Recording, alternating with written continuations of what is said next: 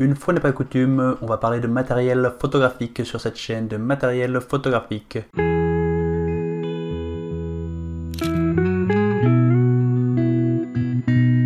Aujourd'hui, je voulais faire avec vous une petite vidéo matos. Normalement, ça devrait être une vidéo assez courte. Mais dès que je dis ça, je commence à parler, puis après ça part en live. Donc on va dire pas trop longue. Je vais vous parler du dernier appareil qui vient de sortir. Non, je rigole, j'ai aucune idée du dernier appareil photo qui vient de sortir. Je voulais citer un appareil là, mais j'ai même pas eu d'idée qui m'est venue en tête tellement je ne suis pas au courant des nouvelles sorties. Je voulais vous parler complètement à l'inverse d'un appareil photo qui a 6 ans, le Fuji X-T2, un appareil photo qui est sorti à l'été 2016. C'est l'appareil que j'ai acheté directement à sa sortie à l'été 2016 pour commencer ma carrière de photographe professionnel. J'en ai acheté un deuxième à peu près un an après pour avoir 2 fois le même appareil photo pour me permettre d'avoir 2 focales différentes quand je travaille en mariage et d'avoir aussi un backup, donc c'était important d'avoir 2 appareils photo. Et donc ces appareils photo, ce sont mes outils de travail depuis 6 ans. Et du coup aujourd'hui je vais me poser 2 questions. Ce sont des questions qui sont inspirées par des questions que j'ai reçues d'abonnés sur Instagram. Première question, est-ce que cet appareil photo il vaut toujours le coup en 2022? Est-ce que c'est toujours un bon appareil photo? Est-ce que vous pouvez, vous, acheter en 2022 un Fuji X-T2?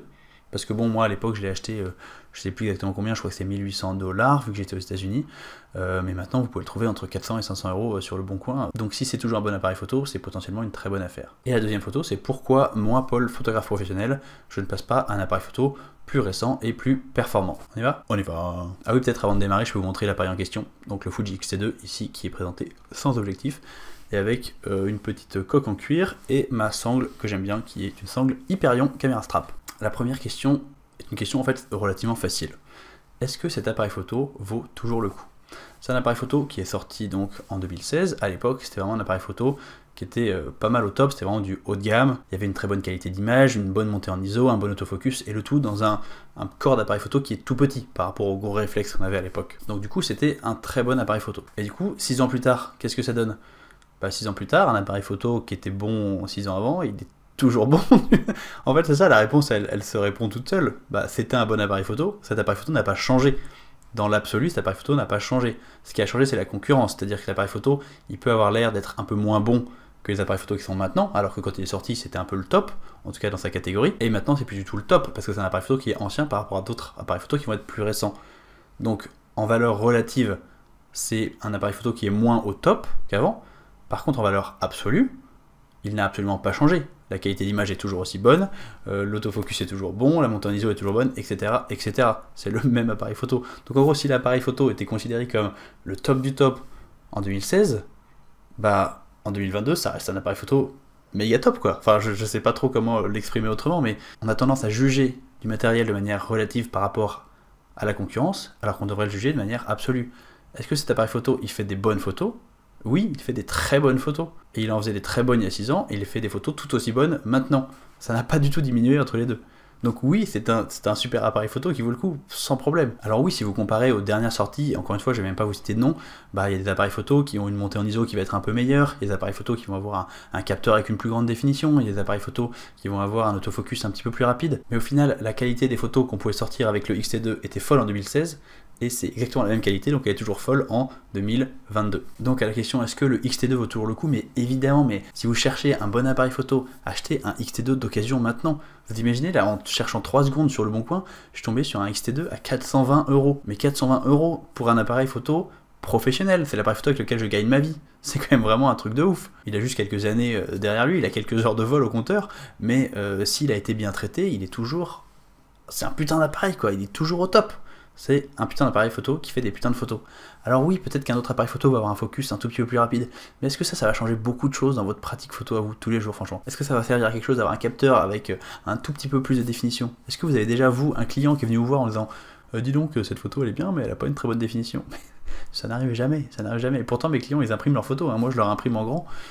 Mais il n'y a jamais de problème de définition, parce que la définition est suffisante. Tu peux mettre 2 fois plus de pixels, ça sera pas plus intéressant. Il y a peu de chances que j'imprime une de mes photos de mariage en 4x3 dans le métro. La deuxième question est un petit peu plus intéressante, parce que je pense qu'il y a plus de leçons que vous pouvez tirer de ça. Pourquoi moi, qui suis photographe professionnel, donc ici un appareil photo c'est pour moi un petit travail, c'est pas juste un hobby, pourquoi moi je ne passe pas à une version d'appareil photo plus récente et plus performante? Ça, c'est une question qui est quelque part légitime, parce qu'on n'a pas les mêmes attentes de son matériel photographique quand on est photographe professionnel et photographe amateur. Quand on est photographe professionnel, on peut avoir tendance à vouloir être toujours à la pointe pour avoir le meilleur matos, pour jamais avoir l'impression de se retrouver un peu derrière la concurrence. Mais quand on fait autant de photos que moi, combien je fais de photos moi par an? Je sais pas, au moins 50 000 photos par an, minimum, entre 50 et 100 000 photos par an. Il y a d'autres choses qu'il faut prendre en compte. Il y a des choses très importantes qu'on a tendance à toujours oublier.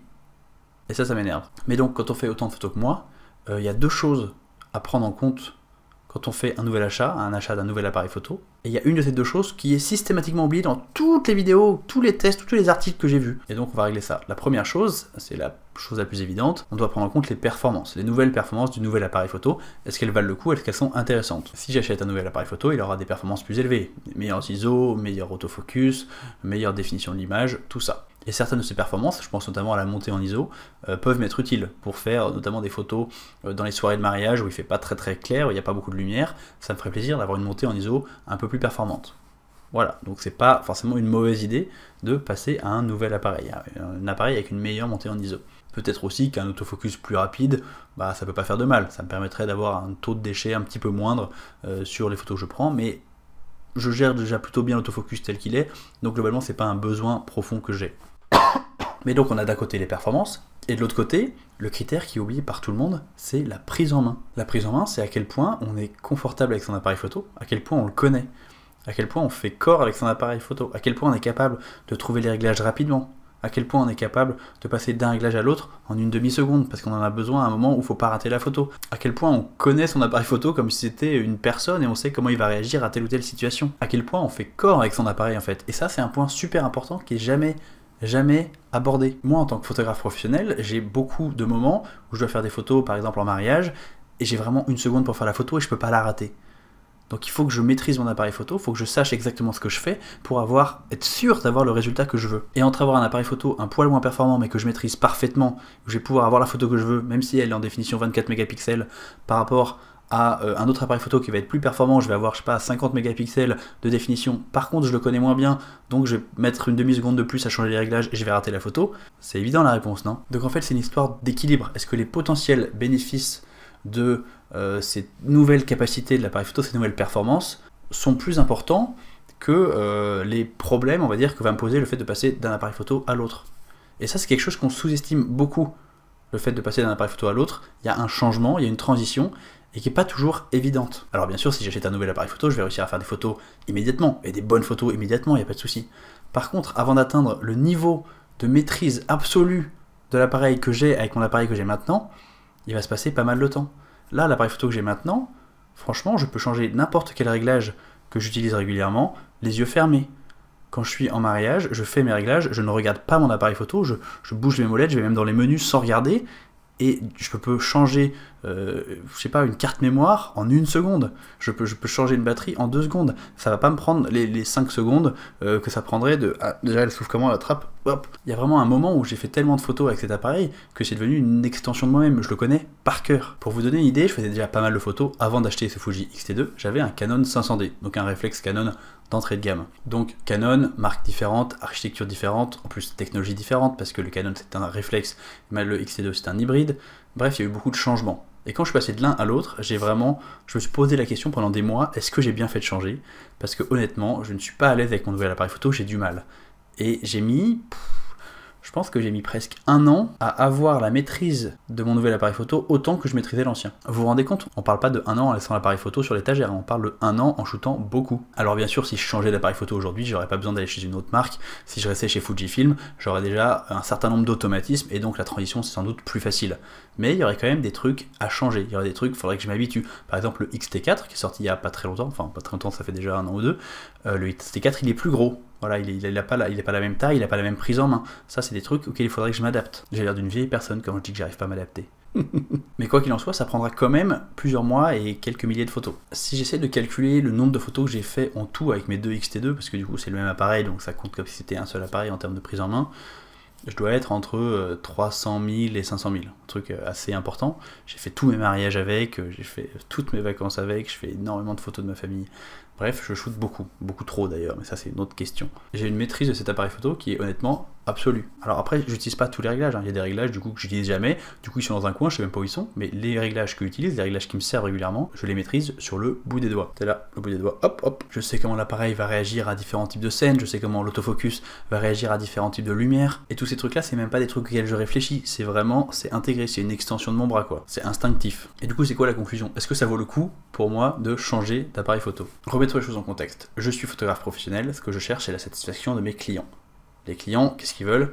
Ils veulent des belles photos souvenirs. Et du coup, est-ce que le client, il préfère une photo où j'ai saisi un instant précis avec, je sais pas, un invité qui est en train de rigoler et une belle composition, ou la même photo, mais un peu moins bien réussie parce que j'ai mis un peu plus de temps à réagir, mais quand même mieux défini quoi. Bah c'est évident, aucun client ne me choisit moi, parce que j'ai un gros appareil photo avec une grosse définition. Les gens ils me choisissent pour mon regard, pour ma capacité à saisir des moments. Pour moi, la réponse elle est certaine, j'ai beaucoup plus de chances de saisir ces moments avec un appareil photo que je maîtrise parfaitement, plutôt qu'avec un appareil photo peut-être même plus performant, mais que je maîtrise moins bien.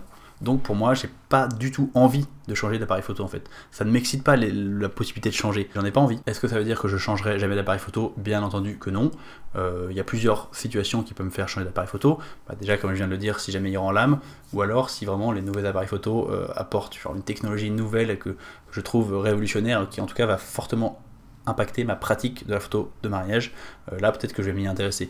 Pour l'instant, je m'y intéresse pas trop parce qu'à chaque fois que je regarde, les innovations sont quand même relativement minimes et du coup j'ai pas de raison de vouloir changer mon appareil photo. Et oui, mon appareil photo a 6 ans mais il est encore en parfaite santé. Mais bon, dans un souci de professionnalisme, le jour où l'appareil photo commence à montrer des signes de faiblesse, je vois des petits bugs et des trucs comme ça, il faudra que je le change parce qu'en tant que pro je peux pas me permettre d'avoir des appareils photo qui sont pas fiables.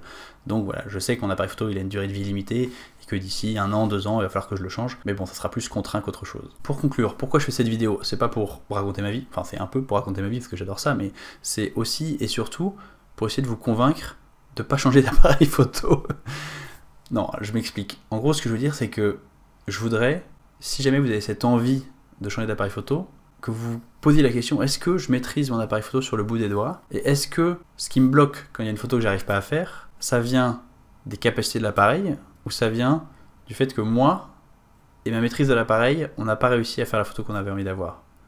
Parce qu'en fait, je veux juste vous éviter d'être déçu. Si vous achetez un appareil photo méga perfectionné, mais que vous n'avez toujours pas vraiment appris à réagir vite, faire un cadrage, une mise au point, machin, vos photos elles seront pas mieux et vous aurez foutu 2000 balles dans un appareil photo super cher et super beau sans avoir vraiment progressé. Alors que si vous avez un appareil photo qui est déjà bien et vous avez déjà une certaine maîtrise de cet appareil photo et que vous y rajoutez par-dessus encore des heures et des heures et des heures de pratique, vous allez vraiment arriver à quelque chose de très bien, même si votre qualité d'image elle est 5% moins bien que si c'était un appareil photo neuf quoi. Si je suis honnête, ça m'arrive hyper souvent de rater des photos évidemment, en mariage, parfois je réagis pas assez vite machin, c'est très rarement la faute de l'appareil.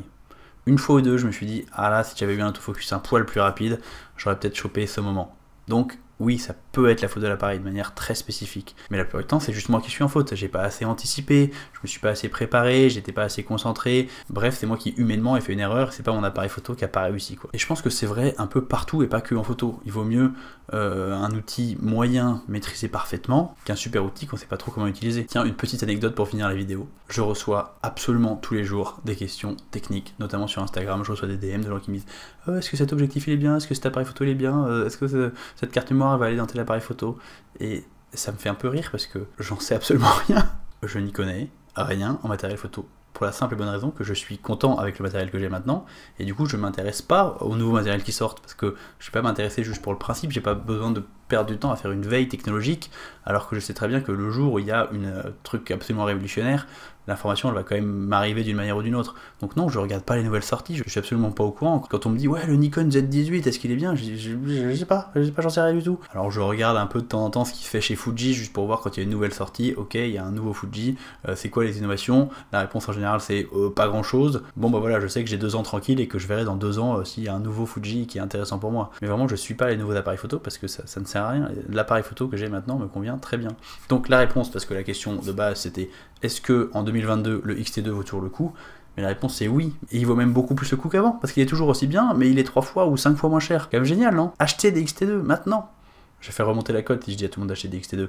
Bon, n'achetez pas des XT2, mais quand même, si vous voulez un nouvel appareil photo type pro, mais que vous n'avez pas trop de budget, bah XT2 quoi. C'était mon avis sur le XT2 en 2022. J'espère que cette vidéo vous a intéressé. Si vous êtes photographe débutant, j'ai créé une formation complètement gratuite. Vous pouvez la télécharger en cliquant sur le lien dans la description. Et si vous êtes photographe pro, vous pouvez aussi vous inscrire en cliquant sur l'autre lien dans la description parce que j'ai une liste email dans laquelle j'envoie du contenu réservé aux pros. Il y aura même une petite surprise qui arrive très vite. Pensez à vous abonner sur Instagram, pensez à vous abonner ici sur YouTube à cette chaîne et nous on se retrouve la semaine prochaine. Salut!